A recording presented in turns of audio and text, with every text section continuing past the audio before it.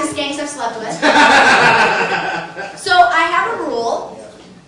If you've been to the Garden of Eden and I bump into you on the street, I think there should be a moment of recognition. I'm not saying you have to remember my name. I may not remember yours. But I don't think it's asking too much for a little aha moment. And I'm not talking about the 80s pop group.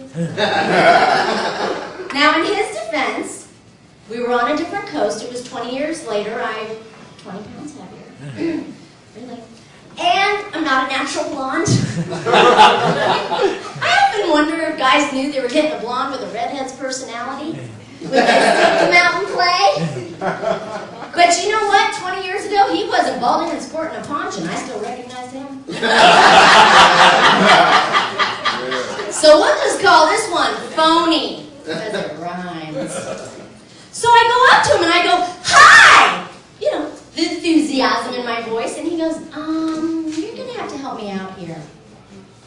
I felt like saying, "Okay, many years ago you did me 5 different ways, capped off by an extended toe-sucking session. Is it coming back to you now?"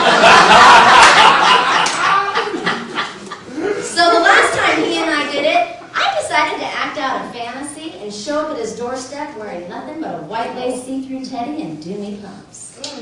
Yeah, baby. The problem with acting out that fantasy was that I had to ride on a subway from Manhattan to Brooklyn in 95-degree summer heat. So I donned my roommate's wool trench coat, beggars can't be choosers, threw on some sneakers, grabbed those pumps, and away I went. I can only imagine what the other passengers must have been thinking. I arrived at his doorstep, put the pumps back on, left the coat in place just in case and knocked. His roommate answered, took one look at me, turned back to him and said, "It's for you."